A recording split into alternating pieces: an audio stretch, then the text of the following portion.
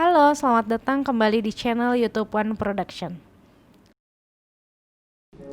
Seperti sudah seharusnya, setiap orang tua mengasihi semua anaknya dengan adil. Tapi sayangnya, kenyataan tidak selalu seperti ini. Sampai usia 10 tahun, seorang gadis bernama Irina adalah anak yang sangat bahagia. Dia anak kesayangan ayah dan favorit ibunya. Setelah itu lahirlah adik laki-lakinya yang bernama Aditya, dan seluruh perhatian kedua orang tuanya berubah tertuju kepada bayi yang baru saja lahir.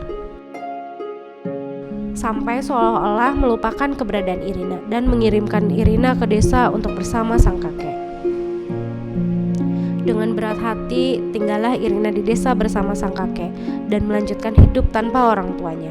Bersekolah, bergaul dengan teman-teman baru, dan tumbuh besar dengan pengertian bahwa ayah dan ibunya tidak membutuhkan keberadaannya lagi. Sampai akhirnya dia tumbuh bahagia akrab dengan sang kakek. Selulus SMA, Irina kembali ke kota untuk melanjutkan studi di universitas.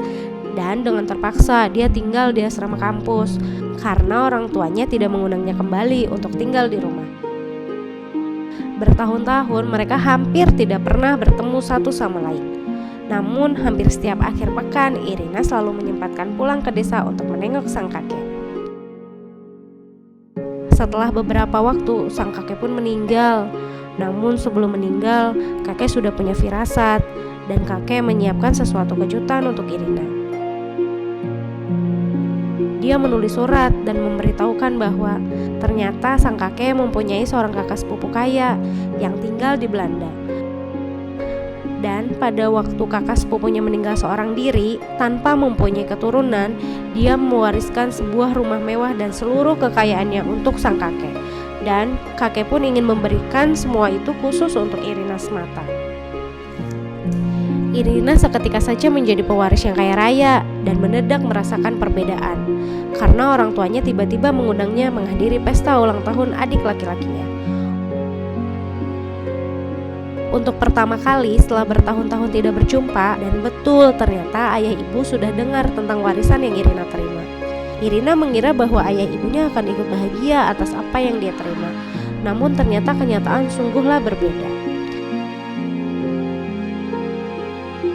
Saat Irina hendak berangkat ke Belanda untuk melihat rumah dan kekayaannya, orang tuanya malah mencegah dengan berkata bahwa itu negara yang jauh dengan hukum-hukum yang berbeda.